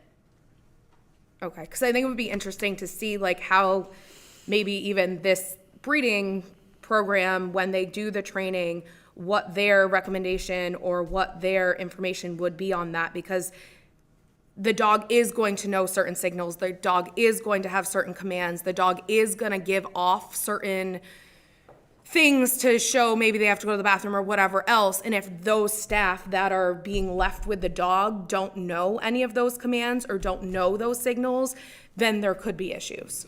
They would know those commands, and they Well, I would guess know that's those what I'm just signals. putting I out mean, loud, though. sit, It come, sounds like there would stay, be a lot of other outside training that would need to happen with staff included on top of that. I will say, and this is just speaking from my observations of Kelly, who has a lab through here, Kelly Sullivan, and what works at their school may not work here, but the sixth graders, that's part of their job. They sign up and they get a permission and they walk the dog route. And this dog, it is amazing. They will sense if there is someone, this dog will sense if someone is stressed or distressed and just go in.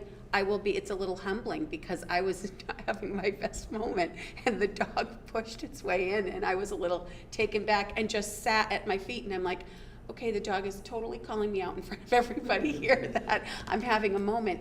And they just sat and Kelly's like, okay, well, she must sense. And I'm like, oh no, she can stay in here. He can stay in here. But I didn't have any training. The dog stayed for a few minutes and then went into Kelly's or wherever it went, left me. And the students do a lot of the, they have a sign-up routine. They come and get the dogs on a schedule. And so it's building the responsibility, but I don't see any significant training going on for those 6th graders. Now, this is not a puppy, one who, Kelly has trained and has been at the school for quite some time, but certainly they're pretty acclimated to the environment. So that's just my observation and my personal experience with the dog. I thought I should bring it home with me. Could I just chime in a bit? If someone came to us and said, I've got this novel idea, nobody's ever done this before, I'd like to try it, I'd be quite apprehensive. And perhaps it's good to be apprehensive. There's nothing wrong with that, to ask the questions you're asking. They're good questions. On the other hand, what we have here is someone bringing together, it's someone who's willing to put in the extra, take care of the dog and their dog and their insurance and stuff, in a way that is proven in other places, not just Minnesota or Pennsylvania or somewhere. It's here in our own district, proven to work well. We have a control mechanism so that if it's not working so well, the principal has the final say. Just take your dog, and go for whatever reason. And it's something that will potentially here enhance the experience of many students, maybe not all, but for many, at no cost to taxpayers. I see plus, although it's good to ask the minus questions, but I just don't see any negative here. I think this is something we should support. And if for some reason it's not working out, it could be instantly stopped. I mean, you're not gonna have a dog here that, well, after they bite 5 kids, we'll get rid of the dog. That's not how it is. I think we should be very supportive of anybody who comes to us with a program that'll help our students at no cost to taxpayers. Again, given absolute credibility and applaud people asking the questions about things we don't know about. I think that being said, we should just make sure we do our due diligence and contact our attorney to get any thoughts that they may have, and make sure that we have proper procedures in place. I would like to see a permission slip that parents sign so that they're aware that not a permission slip, but a notice that there will be a dog in the building, that if they do not want their student to be interacting with the dog, that they have the right to sign that and say they don't want it. Things like that in place before we show up with the animal, so that we don't have any issues, so that it can be a positive experience for everybody. But I don't think we're quite there yet. I think we need to have some more things in place before we do that. So I hesitate to vote on that positively tonight if it means that, a dog is gonna be ready next week and you've gotta make a decision. If it's not, if it's 8 weeks down the line because there isn't a puppy available, well then that would be a different story. But I would hate for you to feel pressured. I don't feel pressured. I've been working on this for about a year, so I think that's fair. I think it's easy to implement those things that you are suggesting, and I think to reach out to Adam makes sense. Yeah, I definitely think we should get the policy that we currently have, rewritten to specifically, refer to the use of a dog owned by a teacher that's built to be part of the classroom and school experience. Tailor it to I- Erving. Hmm? Like tailor it, Yeah, the, what we, tailor it to yep. what you want to Yep. do, and also removing anything that doesn't exist. But I want to say, from what I hear and what I have experienced with animals in the classroom, it's good, and it will work, and it will work out well. It only takes a certain amount of effort to make it work. Although my own personal experience was using a snake about that long as a therapy animal, which I'm sure most people would. But nevertheless, I did, and it worked quite well. So in going forward, if we worked with Elizabeth to I can reach out to Adam and get some policy definition from him. And then a set of procedures, is that what you're looking for as far as, what would the permissions or notification to parents look like? And bring it back next month? Yeah, I mean, I would love to see how it would be built into the schedule and some samples and examples of when and how, and just to be able to like picture it a little more and Yeah. see what that would look like. I'm also remembering, I thought that was part of the hesitation to having the police dog come in, was that it was considered it was considered distracting, and I can't speak to that, I don't know. so, what would be the difference between the two? If one was distracting, how would the other one not be? So I'd like to hear a No, little I more about that really as don't. well. Never mind. So the structure of the two would be very different. The police dog, it was coming and it was just kind of showing up into classrooms in kind of a rotation. So it might be showing up at a time when you were ready for it. It might also be showing up because it got delayed in its previous location at a time where you had already begun your next lesson. And so it became a bit of more of like a surprise almost, like okay, I was expecting to see it sometime today, but I was expecting it half an hour ago, but it got delayed where it was because the kids were really enjoying the activity, and all of a sudden it's off schedule. This is not that case.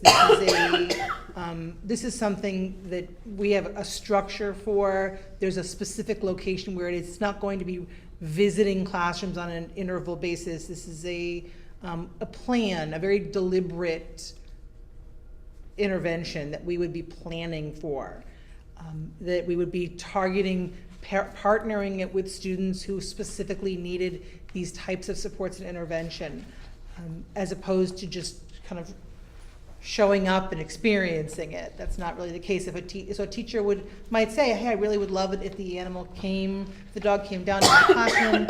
My kids are struggling right now, and we can make that happen, but it's not going to be just randomly appearing. And I think that because it's a very well-planned and very deliberate thing, I think that it's a very different thing than what the other experience was. I think I'd encourage you also to reach out to Boonfields, and Peggy would be happy to talk to you a little bit more about that. I can certainly network and loop you into the network of, there's about 10 other schools where I've been in contact with those principals and their handlers, and so because I think that maybe some of your questions also, if you hear that from other people that have worked with these animals, might help.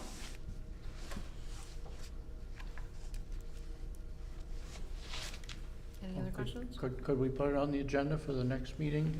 I'd really like to vote on it, and being the new guy, maybe I can draw on my inexperience a little bit, and I don't mean this to be offensive in any way to anybody, truly don't. I see our role in general as policy kind of stuff. If you like this program in general, whether you're gonna have an art class at 2 in the afternoon or 8:30 in the morning, I don't know, it's not my job. Yeah, we should have art classes or whatever. where the dog is gonna be in any given room at any given time. Certainly, understanding there's a process to control things, you know, ought to be there, absolutely. But I don't know that that's up to us, just my thoughts, it's up to us to try to get too deeply into the weeds of it all. I just don't see any downside, and hopefully won't come up with anyone. But speaking with an attorney, I'm assuming that we don't have to reinvent the wheel. Very likely that others who have this program have had similar concerns, and you know, we can draw on what they probably already answered the questions we have, and hopefully that'll be the case. Would you be able to or maybe you wrote this down, but just to email me the specific questions that you are, because I'm just not sure, I'm understanding, you said something about a schedule. Well, like we're fiscally responsible for like part of the budget and policy. And so I guess I'm thinking is last year we voted to have a Bright program, which you're in charge of. And we're putting, or like part of, I guess, however you want to say it. You presented the Bright program, we approved it. There were financial amounts attached to that. There were different responsibilities attached to it. We were told there were children that were very dysregulated that might be like throwing chairs or tipping over desks or hitting, or just very dysregulated children that needed this additional space and opportunity. And so then we're adding a dog into that mix is how Therapy dog, an emotional therapy but dog. We're adding another like layer onto that. And so I think it's like I can't remember your name, you're sitting next to me, sorry, Mackenzie was saying of like, how does that build in that we're still supporting all the programs that we're offering? And not saying that it can't be done, but like just kind of like what does that look like, and how, you know, here's the Bright Room, and then integrated in that Bright Room, we're also going to have this additional intervention. And so this intervention is going to be offered to, and I'm just like really making things up, but like this is offered to the 5 children that are in the program. This is what that looks like. It also is going to be, you know, an intervention for any child that wants to or needs it, or it's going to be an intervention that's used. Like, I think it's just kind of hearing that bigger picture of what that would look like, and like being part of that and knowing that like everything is all going to nicely cohere together, and we're still having this program and it's fully supported and it's everyone's getting their needs met, and we're adding this additional program, and once again everyone's needs are met, and everyone, you know, that intervention is also being implemented.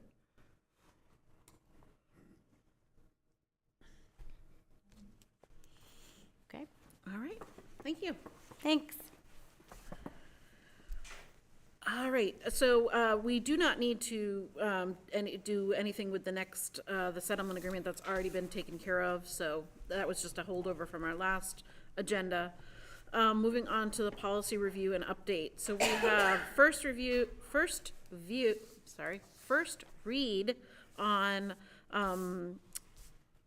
AC, non-discrimination policy, including harassment and retaliation, and EFDD, local meal charge administrative policy. So these are first read, meaning that this is the first step in them. They will come back for a second. But any changes that we want to make, we have a couple of opportunities to do that. And those just move to second read, right? And those will move to second read, yep. And then we have a final vote on several here. ACAB, the sex-based harassment discrimination, the Title IX information policy. We have CCB, the staff relations, EBB, first aid, EEAE, school bus safety program, and EEAEB, drug and alcohol testing for school bus drivers. So this is our final vote on these things. So if this is our last opportunity to change anything that we want to change, and then we will move forward. So why don't we take them one at a time, just in case people have something that they want to address with these. seeing as how it's our final vote.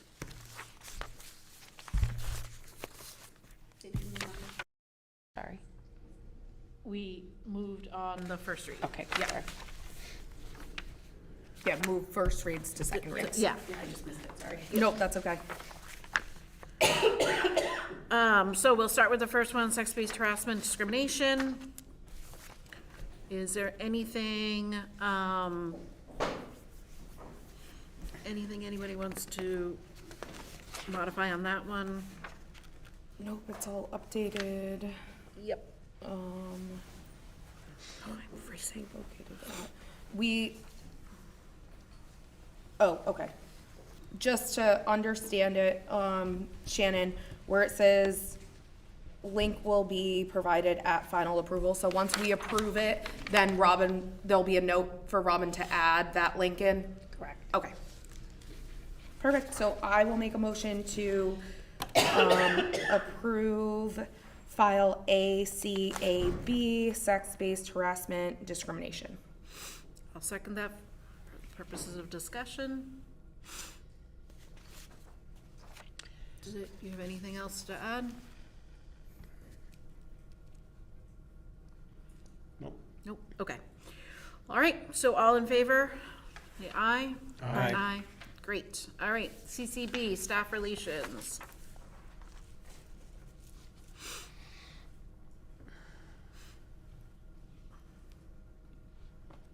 I'll make a motion to approve, policy CCB, staff relations. I'll second it. Any discussion on that? Okay, all in favor? Aye. Was that everybody? Aye. Sorry. Nope, just wanna make sure. EBB, the first aid. I'll make a motion to approve file EBB, first aid. Second. Any discussion on that one? Okay, all in favor? Aye. Aye.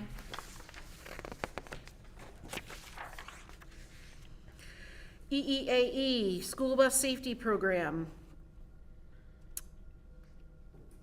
I'll make a motion to approve file EEAE, school bus safety program. Second? And I just wanted to clarify on this one, it was not clear, are we including all, so like outside vendors like Cosmeskis, or our van, or both in this policy? It would be both. It would be both. It would be all transportation. Yeah, I Okay, think we mentioned that last time.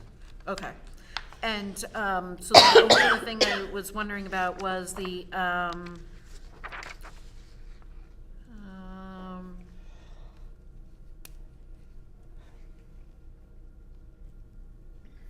oh, the emergency evacuation drills twice a year. Do we do them twice a year? I only remember doing them once, so I think typically they're done in the fall and in the spring. I don't know that Beth can speak to that either, but I would say they'll be done in the fall and in the spring. Okay, so Cosmeskis will be given a copy of this policy so that they know. that Yeah, this it'll is be our something the policy. principal will coordinate with them to have a second one in the spring. Yeah, I just mean the policy in general, because they would need to know all, you know, right? We're expecting Cosmeskis to also follow this policy, Correct. so they will get a copy of the policy so that they, Sure. okay. And the only other thing I know, or in the past, it's been all students, whether they ride a bus or not, because of field trips and other things. I don't know if we should explicitly name that here, or just saying students is sufficient. I just, like, I hope that we're making an effort to include everyone, that they're done at times once all children are there, that they are then asked to get on the bus. I know sometimes they've been done during drop-off, and so I have children sitting in my car that are clearly not participating in that. So how do we include them and make sure that we're including them in that process?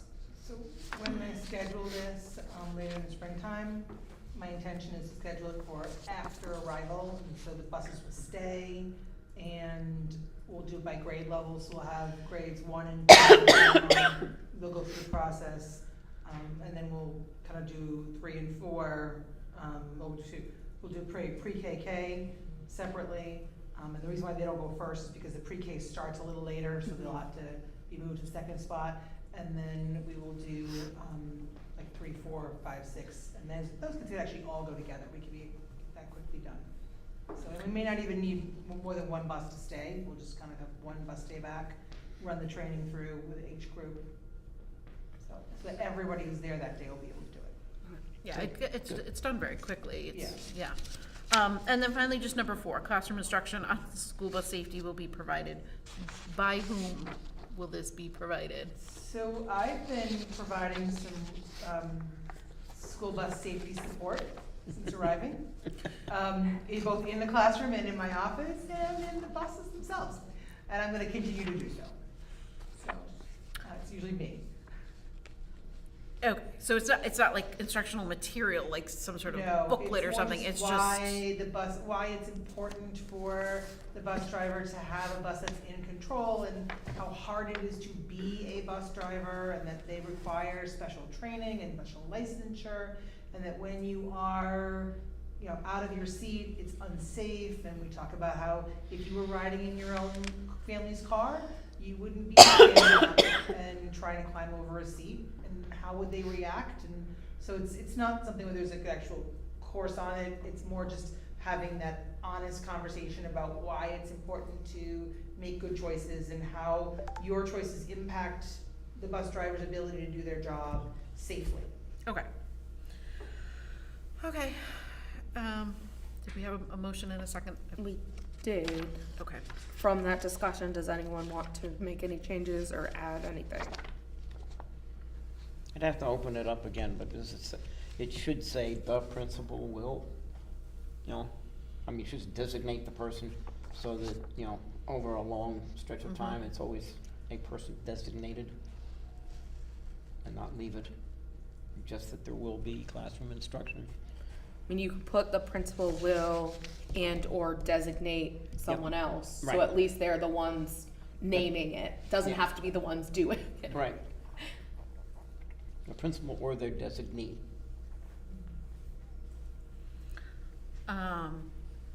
Okay, we can make that change. Does that require another reading? That's what I'm thinking through in my head.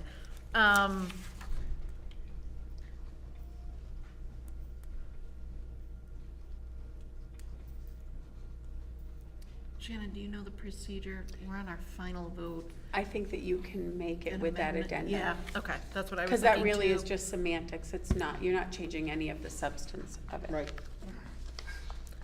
Okay, that was gonna be my vote as well. So then can we put an all in front of students on number 1 just because we're editing it anyways? As long as we're making little changes here and there. Yep, Yep. Okay. so say exactly where you want On it. 1, Yep. all it would students. just say all students. Just so we're including everyone who rides a bus or doesn't ride a bus on their normal daily route. Gotcha.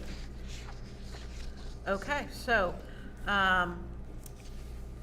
we have an amendment to, or we have a amendment to the policy. Let's vote those changes to the policy, and then we will vote the policy. So, we make a motion to make those changes to this policy, and then we'll vote the entire policy as a whole. Okay, so are you making that motion? I'll make that motion, sure. Okay, I'll second it. So So- then we all in favor of that now? Yep, Okay. so all in favor of those changes to the amendment, to the policy, thank you. Aye. Aye. And then, now we will vote that policy into place. So, I'll make that motion as well, to vote on the amended policy EEAE. I'll second that. Any further discussion? Nope. Okay, all in favor? Aye. All right, thank you. All right, and the last one, EEAEB, drug and alcohol testing for school bus and commercial vehicle drivers. Need a motion in a second? I move we accept policy EEAEB, drug and alcohol testing for school bus drivers. Great. Second. Perfect. Any further discussion? Okay, all in favor? Aye. Aye. Perfect, excellent. All right, moving on. We will go into executive session for the purposes of negotiations, to discuss strategies with respect to collective bargaining. So we will do that in a minute. We will not come back to open session. So before we roll call out, I just want to remind everybody that our next school committee meeting, our next regular school committee meeting is February 25th, February 25th at 7 o'clock. The Erving Policy Committee will meet beforehand at 6:30, and then we will be having a joint, school committee with finance and select board meeting on February 10th. All right, so we will. Could I, before you do your roll Absolutely. call? Oh, one more thing before you say that. I want to say thank you to Deanne for setting this all up. I really like this setup. And so I appreciate you doing all that work and rearranging all of the furniture. It's nice to be able to not, crane my neck to see everybody, so. Well, I thank you. That was a question I was gonna ask, if this was generally acceptable. In working with Otis and Brian Smith, they're gonna perhaps procure another camera. And the plan is to have a smaller table, and a microphone at the table, so someone doesn't have to stand there holding a laptop for half an hour or whatever it is. And thank you. And I also wanted to ask, I believe it come from the cable money, that we have a banner here, similar to what Select Board have, just says Town of Irving, School Committee, with the town seal. It costs $100, but I didn't want to just go do it on my own. If that's acceptable, we'll just go ahead and do it. Yes, and we talked about that last time, so, okay. yep, absolutely. And then we will work also on getting proper name tags, so that's our next also. So thank you.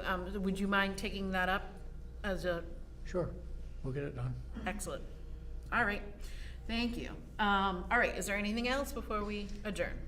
All right, so we'll need a motion to adjourn from open session to move into executive session. And we want to make that motion? I'll make that motion. We need a second. I'll second. We will not return to open session, so we'll roll call vote this out. So Bailey, aye. Neil Little I. Blatchley, aye. Hammock, aye. Great, thank you, thank you. Get your things, locked in. I know, right? Somebody get their keys. Pulled over and we're like,